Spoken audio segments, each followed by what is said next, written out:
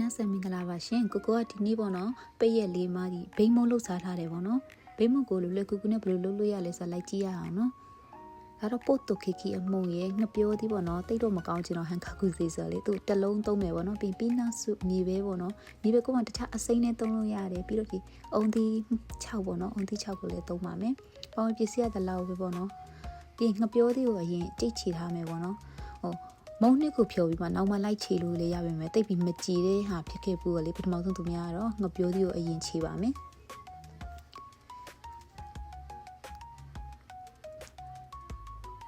ပြောသေးကြည်လာဆိုရင်ဒီပို့တုတ်ခိခိအမှုံထည့်ပြီးတော့မွေမယ်ပေါ့နော်ပို့တုတ်ခိခိဟိုရေပြီးတော့ရေလေးထည့်ရမယ်ပေါ့နော်ရေအနည်းငယ်ပေါ့နော်ရေကိုလိုတိုးပို့လျှော်လေးလုပ်ပြီးတော့ထည့်ပြီးတော့အခဲတွေမကြံခင်အောင်တေချာမွေပေးမယ်ပေါ့နော်မွေပြီးတော့အခုလိုမျိုးအနေနဲ့အမကျဲအနေထားလေးရပြီဆိုရင်တော့ရပါပြီပြီးတော့ကိုကဒီမြန်မာနိုင်ငံကလိုမျိုးမြေပဲအစိမ်းလေးနဲ့စားခြင်းလို့ဒီမြေပဲအစိမ်းကိုလီးထားတယ်ပေါ့နော်ပြီးတော့ဒေကိုအဖူပေးပါမယ်ဒီနည်းနည်းထောဘက်အနက်လေးရခြင်းလို့ပေါ့နော်ဒီထောဘက်တစ်စိကိုသုံးထားပါတယ်လို့တစ်ခုလုံးထည့်ရင်ကြတော့နည်းနည်းပေါ့နော်သူကများနိုင်တော့တုပ်ဘက်ခွဲပြီးတော့ထည့်လိုက်တယ်ပေါ့နော်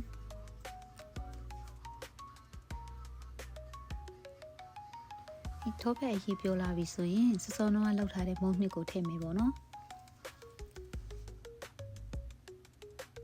ပြီးမြေပဲဆန်ဖြူပါမယ်မြေပဲဆန်နဲ့သူပြီးတော့အုံချင်းချက်ကိုလည်းဖြူမယ်ပေါ့နော်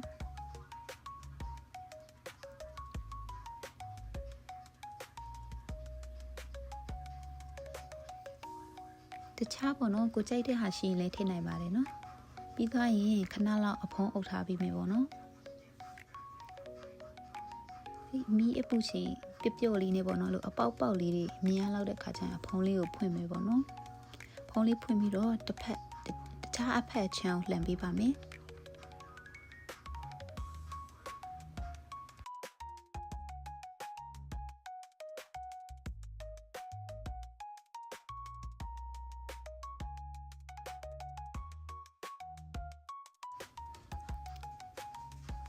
တိုင်းတစ်ဖက်ပြန်လှန်ပေးရပေါ့နော်လှန်ပြီးတော့ပြီးတော့ရင်တော့ဒီကို